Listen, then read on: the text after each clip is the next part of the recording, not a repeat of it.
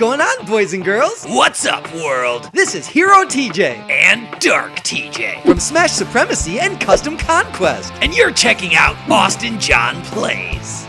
What's going on, boys and girls? What's up, world? Austin John Plays here, and today I just want to say I read comments. I watch videos, just like each and every one of you amazing people watching my video right now. Shout out to you, you're the best. While I'm super excited for Pokemon Ultra Sun and Ultra Moon, I decided to compile a wish list of sorts of things that I think everyone, myself included, would love to see in the game. Some of these are going to be things that everyone wants, literally everyone, besides, you know, Diamond and Pearl remakes on the Switch, because that's not happening. And some of these are going to be much smaller things that I think would be a beloved return to the games. So if you're excited for this video and there's things that you think should be added, watch it all the way through and then leave a comment down below if there's something that you want to see in this upcoming game. Well, with that being said, let's jump right into it.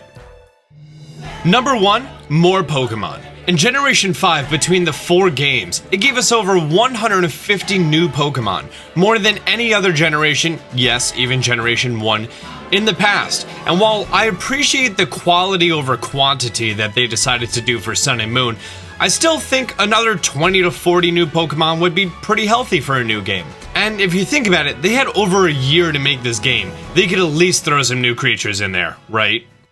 Number 2, previously unavailable Pokemon. There's no doubt that Pokemon Sun and Moon was a fantastic game, and fantastic selling game at that, so there's gonna be a lot of people who probably are starting on Sun and Moon, who don't have Omega Ruby, Alpha Sapphire, X and Y, and Pokemon Bank, or, you know, any of the games before that. So if the Pokemon Company and Game Freak decides that they're going to have a bunch of the older Pokemon in this game, that's gonna be a fantastic way for people to really complete that National Dex.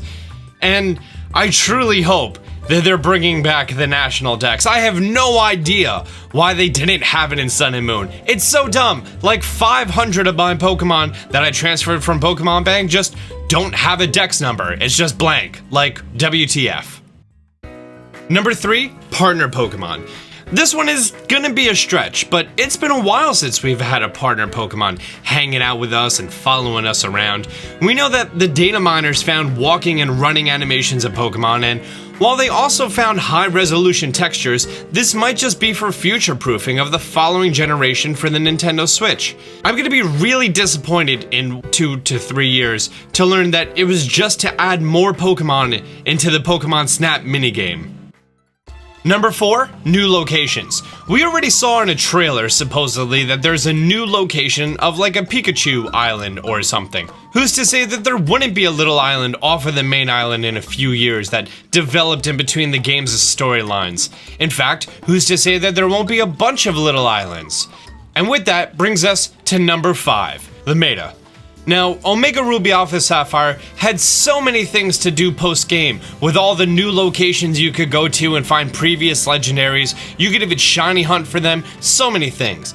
I would love to see that this game had more hidden locations. Some people really love that aspect of the game, and it truly adds more hours into the game. If this is the first generation some people are playing, they need to introduce all the previous legendaries somehow, and what better way than to have all these fun little areas that you can explore and by chance come by one of them. Number 6, more legendaries, pseudo-legendaries, and mythical Pokemon. The Ultra Beasts were a really fantastic way to add pseudo-legendaries into the game, and while most of them exceed in some stats and are despicable in others, I think it'd be really great to see more Pokemon like this introduced.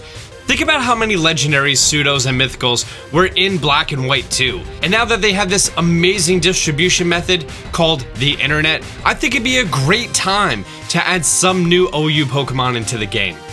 Also, can we talk about roaming Pokemon? Yeah, finding Entei and Suicune was such a pain in Gen 2 and Zapdos, Moltres, and X and Y, but you had such a sense of accomplishment when you did it. Number 7, new Lowland Forms. It goes without saying that there's probably going to be no new Mega Pokemon, since they really just kind of pushed Mega Pokemon aside in this game. And while Sun and Moon's Lowland Forms were all Gen 1 Pokemons, right around the same time that they released Red, Blue, and Yellow on the Virtual Console, I think it might be a healthy idea that they focused on Gen 2 for all the new Lowland Forms. And if it is this, eliminate the Pokemon found in the game already, Pokemon with Megas, and Pokemon with evolutions that include a different generation. That leaves Furret, Noctowl, Xatu, Jumpluff, Sunflora, Quagsire, Fortress, Ursaring, Donphan, amongst some others, and some people's favorites. Also, when are we getting a new Eevee evolution? Come on, it's been a minute. Number 8, difficulty. Many people complain that the new Pokemon games are far too easy. There was a little feature in Generation 5 that was pretty amazing. White 2 had an easy mode. After defeating the champion in the game, it unlocked that mode. And Black 2 had a challenge mode. After defeating the champion in the game, it unlocked that and made the game a little bit harder. So let's talk about the easy mode. This would be great for anyone who wants to do shiny hunting, skip past the story and just start chaining Pokemon in the SOS. By the way, please don't remove the SOS, I love it. 10 out of 10, better than the Poké Radar. Plus, the rare chance of finding evolved forms, it helped me fill my Pokédex so much faster. But the challenge mode? That would be fantastic for anyone who doesn't really do competitive online. Like me, I just enjoy playing the game.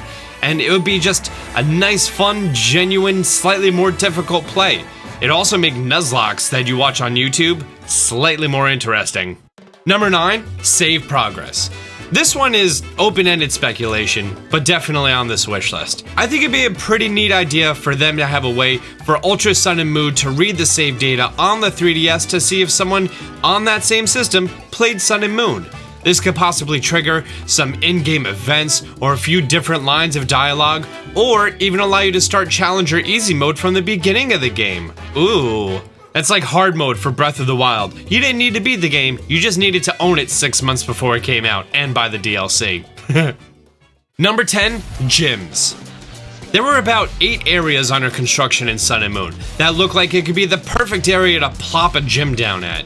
And while the trial mechanic was fun and a great change of pace, some people may have felt that identifying that a hiker in a picture wasn't a legit way of getting the equivalent of a gym badge.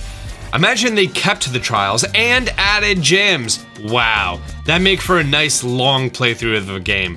I haven't seen that since, well, Gen 2. I mean, it won't be that long, but definitely fun. So there we have it, 10 things that are on my wish list and hopefully yours as well. If there's something else that you really want to see in game, leave a comment down below. And if you're excited for Ultra Sun and Moon, share this with a friend. Until next time, Austin John out. If you like this video, be sure to subscribe and turn on notifications, as I'm going to be giving you guys lots of helpful videos in the following weeks and months. Till next time, Austin John out.